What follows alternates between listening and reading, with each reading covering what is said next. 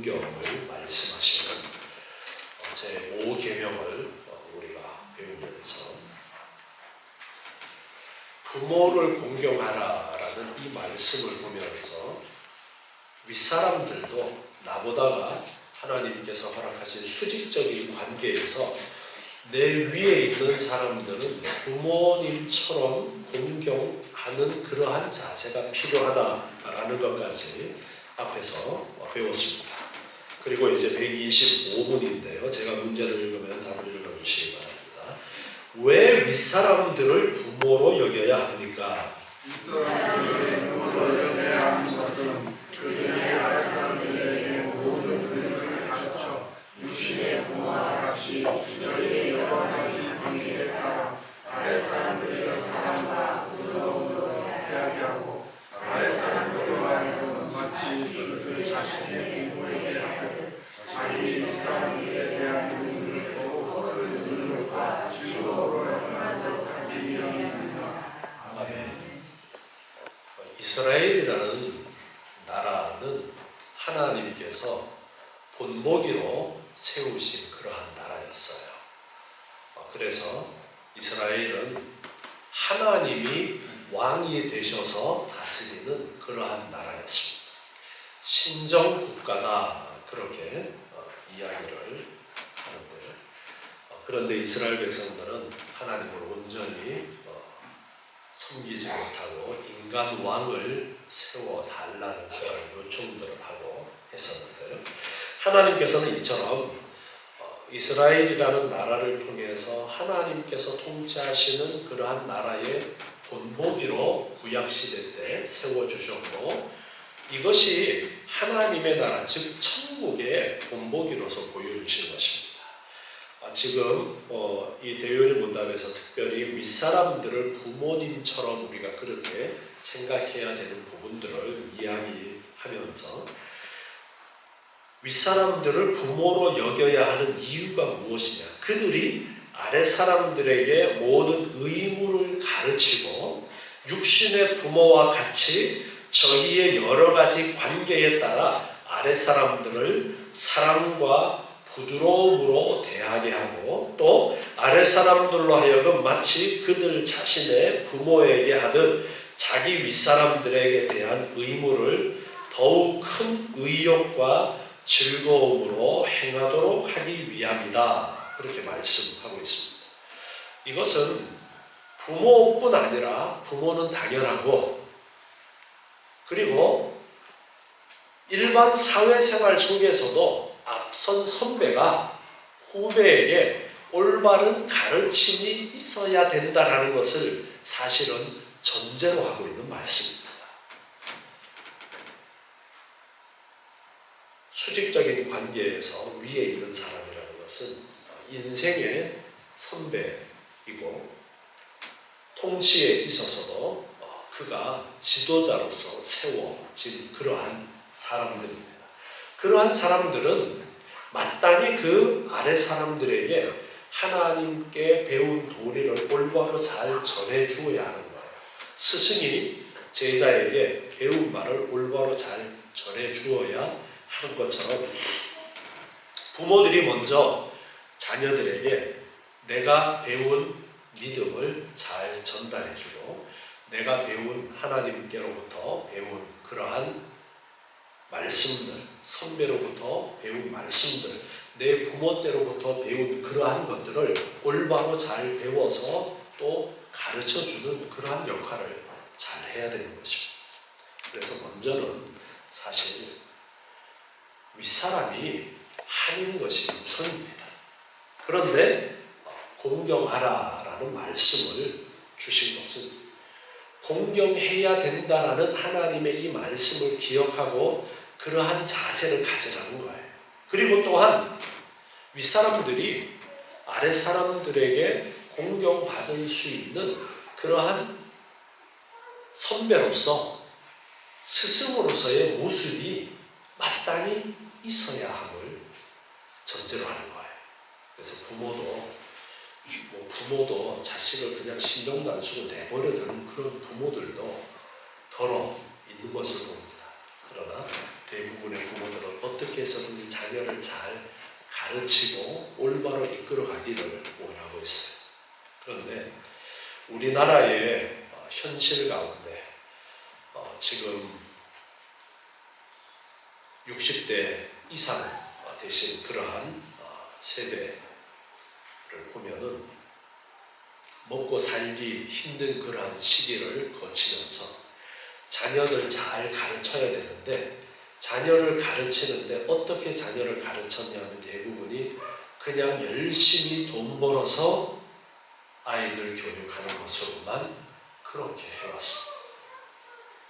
우리 젊은 세대가 이러한 현실과 아픔을 이해를 해야 됩니다. 그렇지 않고서는 먹고 살 수가 없었어요. 세대가. 우리나라가 그랬습니다. 요즘 아이들은 이해가 안 될 겁니다. 그러나 그런 세대를 거쳐왔습니다. 보릿고개는 비싼 보리밥 못 먹으면은 싼 쌀 사 먹으면 되는 세대가 아니라, 라면 사 먹으면 되는 세대가 아니라 먹을 것이 없는 그런 세대였던 것이죠. 그러다 보니까 자녀 교육을 돈으로만 하는 그런 부족한 부분들이 있었다라는 것을 부인할 수 없습니다. 지금부터라도 이제 우리나라가 먹고 사는 문제가 해결된 이 시점에 우리는 자녀 교육에 대해서 생각을 좀 달리 해야 됩니다. 이제는 부모가 자녀를 바른 길로 이끌기 위해서 무던히 노력을 해야 되는 거예요. 하나님이 그런 환경을 주셨어요. 원래부터 먹고 살기 힘들어도 자식에게 올바른 길을 가르쳐야 했지만 우리나라의 현실은 급변하는 시대 속에서 그것까지 할 여유가 없었어요. 사실이 그랬습니다. 그렇지만 지금부터라도 올바로 가르쳐야 되는데, 가장 우리 그리스도인들에게 중요한 것은 믿음을 전수해 주는 거예요. 지금 우리 성도들 자녀가 올바로 신앙생활을 하지 못하는 것에 대해서 가슴 아픈 현실입니다. 먹고 살기에 바빠서 내가 어떻게 하는 것보다는 그냥 되겠지라고 그렇게 생각하고 돈 벌어서 뒷바라지만 열심히 잘 해준 그러한 부분들이 있었고요. 그리고 예전에도 잠깐 언급을 드렸지만 신앙교육을 주일학교에서 알아서 해주겠거니로 생각하는 그러한 부분들이 있었습니다. 우리나라 교회의 주일학교에 장점도 있지만 가장 큰 문제점 중에 하나가 부모가 자녀 신앙 교육을 등한시해 버리게 되는 그런 문제점을 안고 있었습니다. 지금 우리가 같이 이렇게 예배를 드리는 것에 대해서 다른 교회랑 비교하면은 우리 교회가 너무 시스템이 잘 안 되어 있다, 아이들이 제대로 교육을 받겠는가 그렇게 생각할 수 있는데요. 아이들은 아이들끼리만 두는 것보다가 부모가 함께 데리고 모든 것을 하는 것이 훨씬 더 좋은 교육이라는 것을 아셔야 돼요. 우리 윗세대들을 한번 생각해보세요. 옛날에 학교가 있었습니까? 학교를 하는 것이 없었죠. 그럼 어떻게 배웠습니까? 어떻게 배워서 그 후세대가 연결이 되었습니까? 어른들과 함께 생활하면서 배우는 거예요. 요즘 가정을 보면은 경제적으로 좀 어려운 거를 자녀들한테 숨기려는 그런 부모들이 있어요. 여러분들은 어떻게 생각하실지 모르겠는데 자녀들에게 경제적으로 어려움도 그대로 현실을 그대로 보여주고 가르쳐줄 필요가 있습니다. 어려우면 어려운 대로 이 상황이 이러하기 때문에 너에게 더 좋은 비싼 신발이나 비싼 옷도 못 사주는 현실을 깨워줄 필요가 있습니다. 우리 아이 기 죽을까 봐요. 예. 아이 때 기 안 죽으면 커서 영영 기 못 펴고 사는 거예요. 어떻게 하시나요? 어떤 게 잘하는 걸까요? 그런데 어릴 때 기 죽는다고 절대 기 죽지 않습니다. 현실을 제대로 알고 그 어려움 속에서 부모와 함께 그 어려움을 감당해 내려고 애썼던 그런 아이들은 커서 어려움을 뚫고 나아가서 길을 펴고 살아요. 그런데 기 못 편다고 어릴 때부터 그냥 감싸기만 한 아이들은 세상에서 기 펴고 살지를 못합니다. 그래서 윗세대가 아래 사람들한테 교육을 잘 해야 되는 그런 의무가 먼저 있는 것이고, 그것을 전제로 해서 윗사람들을, 부모를 공경하듯이 공경해야 된다는 것을 말씀을 하고 있습니다.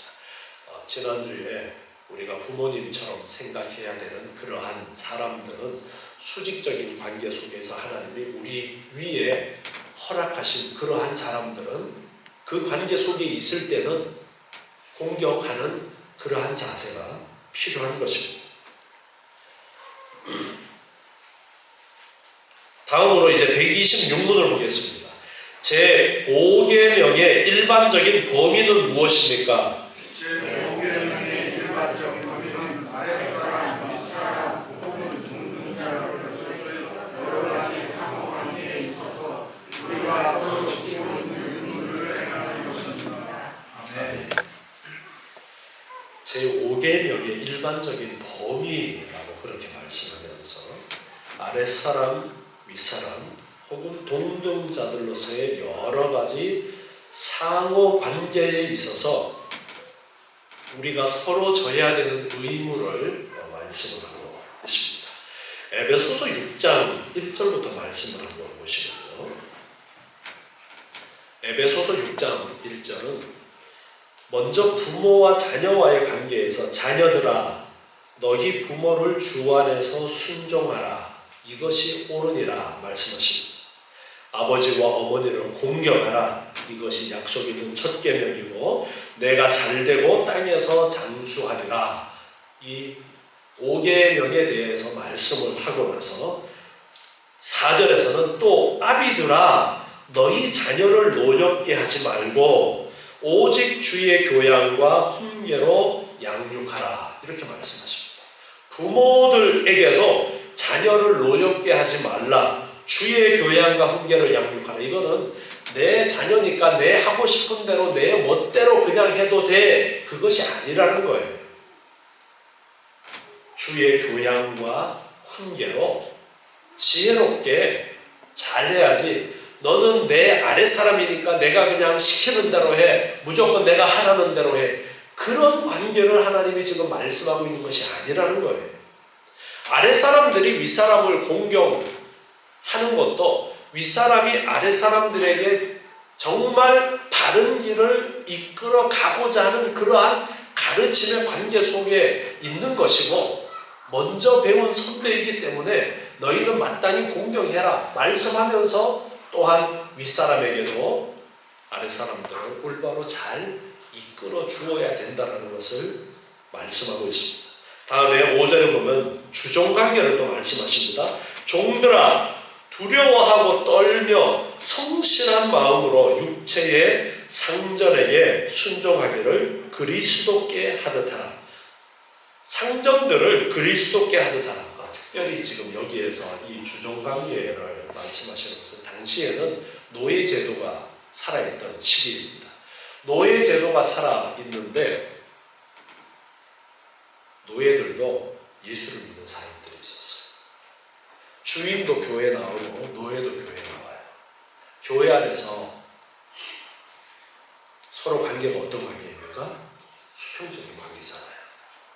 수평적인 관계인데 일하러 집에 가면은 종이고 노예예요. 그런데 노예들이 교회에서 수평적인 관계니까 주인도 집에 가서 그 노예를 좀 더 부드럽게 잘 대해주니까 어떤 경우에는 노예들이 주인을 수직적인 관계에서 대하지 않고 평등한 관계로 시쳇말로 맘먹으려고 하는 그런 일들도 있었어요.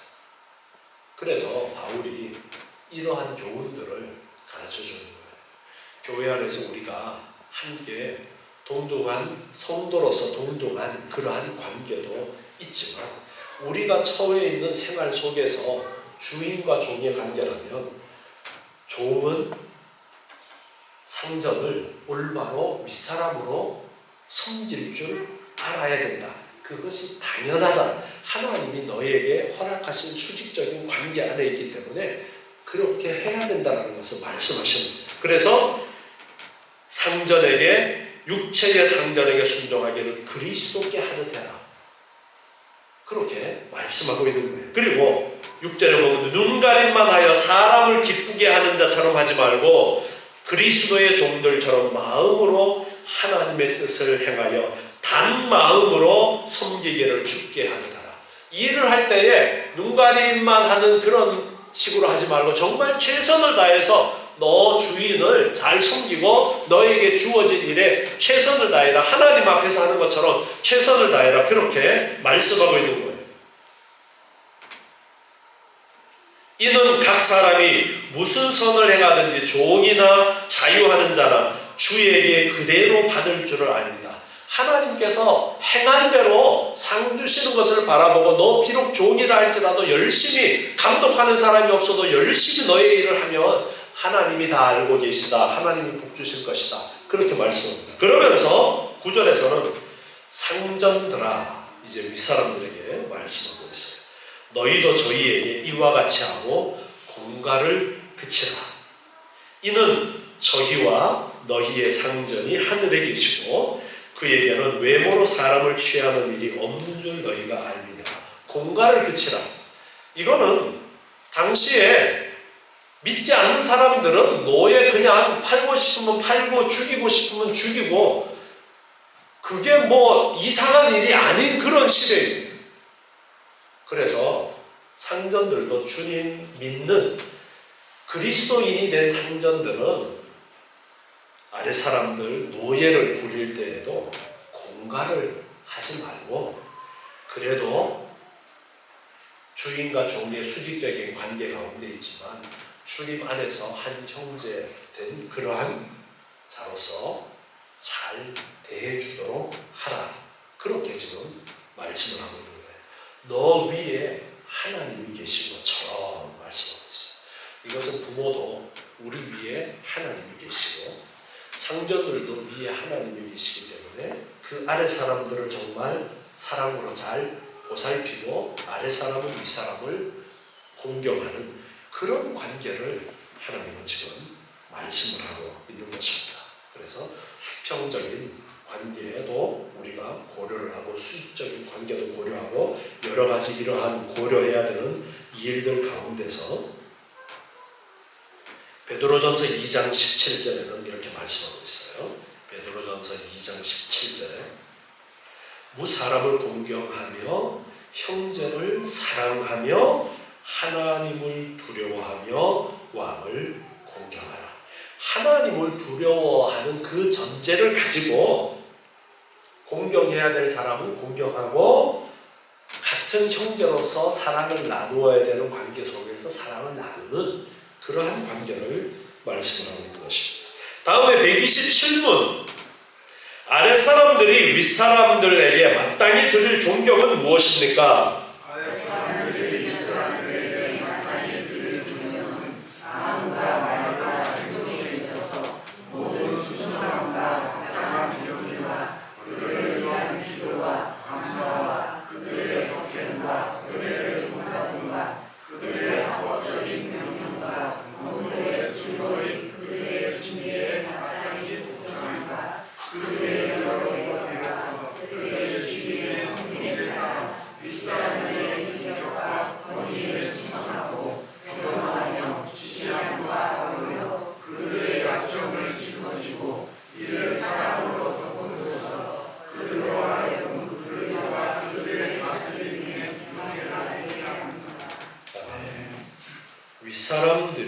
아랫사람들이 윗사람에게 마땅히 드릴 존경. 어떻게 아랫사람이 윗사람을 이제 부모를 공경하듯이 그렇게 할 것이냐. 그것은 마땅히 드릴 존경은 마음과 말과 행동에 있어서 모든 부분에 있어서 말뿐 아니라 행동까지도 그리고 마음까지도 진심으로 하라는 거예요. 그래서 순종함과 합당한 경의를 표하는 것. 아랫사람이 윗사람한테 경의를 표하는데 그냥 겉으로만 하지 말고 진심으로 경의를 표하고 그리고 순종하라는 것입니다. 그리고 그들을 위한 기도와 감사를 하라.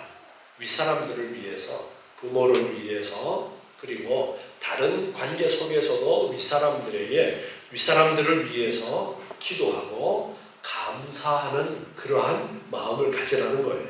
그리고 그들의 덕행과 은혜를 본받고, 그들의 덕행과 은혜를 본받으려면 윗사람도 아랫사람을 정말 사랑으로 대하고 바르게 잘 가르쳐주고 이끌어 주어야 되겠죠. 그래서 항상 위에 있는 사람들은 좋은 선배, 좋은 선생이 되기 위해서, 좋은 부모가 되기 위해서 무던히 노력을 해야 되고, 하나님께서 나에게 주신 그러한 뜻이 무엇인가를 바로 알아서 바로 또 가르치고 이끌어 주어야 되는 것이죠. 그래서 그들의 덕행과 은혜를 본받고 그들의 합법적인 명령과 권고, 합법적인 명령과 권고, 왜 군대에서 상관이 지시하는 그런 일들이 있으면은 합법적인 그러한 명령과 권고에는 즐거이 그 징계에 마땅히 복종하라. 징계까지라도 합당한 것이라면 마땅히 복종하라는 거예요. 명령뿐 아니라 권고뿐 아니라 징계까지라도 마땅히 복종하라. 그런데 합법적이 아닌 것은 어떻게 해야 돼요? 합법적이 아닌 것은 안 해야 되는 거예요. 하나님의 명령과 배치되는 일이 있다. 그러면 안 해야 되는 거예요. 이단들 보면은 우리보다 이런 거 더 잘해요. 대표적인 사람들이 여호와의 증인들이에요. 여호와의 증인들은 자기네들의 신념으로 집총을 거부하고 수혈도 안 받고 뭐 그러잖아요. 그래서 군대 가서 총을 안 들어. 아예 훈련소에서 물어봐요. 여호와의 증인 손 들어봐. 따로 모아요. 아예. 나는 여호와의 증인입니다라고 선포하는 그 순간 따로 모읍니다. 요즘은 아예 뭐 다른 방법도, 병역을 필요할 수 있는 다른 방법까지도 이제는 주고 있는 그런 실정인데요. 근데 우리 그리스도인들은 이래도 흥 저래도 흥인 경우가 많아요. 불법적인 것에 대해서 하나님께서 말씀하신 그러한 말씀과 어긋나는 일이 있으면 나는 못합니다 라고 하고 내가 처벌을 받더라도 그 길을 갈 수 있어야 됩니다. 그러나 합법적인 명령이라면 순종해야 된다는 것을 말씀하고 있어요. 그래서 조건이 있어요. 합법적인 명령이라면, 윗사람이 명령하는 일이 합법적인 일이라면, 부모님의 명령도 마찬가지입니다. 부모님의 명령, 야 너 예수 믿지 마. 그러면 아유 하나님이 부모님 말씀에 순종하라고 했으니까 얘 이제 예수 안 믿을게요. 너 교회도 가지 마. 얘 이제 교회도 안 갈게요. 그것이 아니라 합법적인 하나님의 뜻과 어긋나면 누구의 뜻을 따라야 돼요? 군대 가는데 별 하나 단 사람이 명령하는 거하고 다이아몬드 하나 단 사람이 명령이 달라요. 그러면 누구의 명령이 더 중요한 명령이에요? 아람아, 어떤 게 더 높은 거야? 다이아몬드가 높아? 별이 높아? 잘 몰라, 개그? 다이아몬드 위에 이렇게 코스모스 비슷하게 된 소령이 있고 그 위에가 별인데, 별은 진짜 하늘의 별 따기예요. 근데 우리나라 군대에서 별 따는 거. 자, 하나님의 명령과 부모님의 명령, 누구 명을 따라야 되는 거예요? 말할 것도 없습니다. 그래서 합법적인이라는 전제를 달고서 지금 말씀을 합니다. 그리고 직장이나 사회생활 할 때 윗사람이 불법을 저지르라고 그렇게 명령을 내리는 경우가 있습니다. 다른 명령이라면 들어야 되겠지만 불법을 저지르라고 하는 명령은 그거는 듣지 않아도 되는 거예요. 그래서 합법적일 때는 명령과 권고뿐 아니라 징계마저도 합법적인 절차를 따라 징계가 내려지면 그 징계를 받아야죠. 그리고 그들의 여러 계급과 그들의 지위의 성질에 따라서 윗사람들의 인격과 권위에 충성하고 하나님께서 세워주신 수직적으로 위의 사람들에 대해서는 인격에 대해서도 충성하고 그리고 그 자리, 그 권위에 대해서도 충성하고 여기 변호하며라고 그렇게 번역이 되어져 있는데 이것은 옹호한다라는 그런 의미입니다. 옹호해 주는 것, 그 인격과 권위를 옹호해 주는 것, 그리고 지지해 주는 것, 그것을 말씀하고 있는 거예요. 그래서 그 인격과 그 권위, 나보다가 위에 있는 사람을 인정해 주어야 된다라는 거예요. 모든 부분에 있어서. 아울러 그들의 약점을 짊어지고 이를 사랑으로 덮음으로써 그들로 하여금 그들과 그들의 다스림의 영예가 되게 합니다. 약점을 짊어지라라는 것은 어떤 것을 말씀을 하고 있느냐면 모든 실수와 잘못을 감추고 인내하라 그런 의미가 아닙니다. 인간이기 때문에 실수도 할 수 있고 인품적으로 연약한 그러한 부분이 있을 수가 있어요. 윗사람이라 할지라도 부모라 할지라도 내 상사라 할지라도 선생님이라 할지라도 그런 부분이 있는데 그러한 부분에 대해서는 그 약점을 들추어내고 소문을 내고 그렇게 하지 말고 그 약점을 짊어지고 그것을 위해서 같이 그 문제를 하나님 앞에 놓고 기도하고 같이 그 문제를 극복할 수 있도록 그렇게 해나가는 그러한 것이 잘하는 것이다. 그렇게 말씀하고 있습니다. 그래서 하나님께서 허락하신 그 수직적인 관계 속에서 윗사람의 그 자리에 합당한 그 영예가 더럽혀지지 않도록 그렇게 해주는 것이 잘하는 것이다라는 거예요. 그러나 불법적으로 그러한 일들이 있을 때에는 그러한 부분에 대해서는 분명하게 이야기를 하고 바로잡을 수 있도록 해주는 그러한 일들이 있어야 되겠지만 연약한 실수라든가 인품적으로 연약한 부분에 대해서는 함께 그 약점을 짊어지고 사랑으로 덮어주는 그러한 일들이 있어야 된다라는 것을 말씀해 주고 있습니다. 그래서 하나님께서 우리에게 허락하신 수직적인 관계 속에서 부모를 공경하듯이 공경을 해야 되고 윗사람도 아랫사람을 정말 바른 길로 이끌기 위해서 힘써야 된다라는 이런 상호간에 존경하고 사랑하는 그런 관계가 하나님께서 원하시는 아름다운 관계라는 것을 말씀하고 있습니다.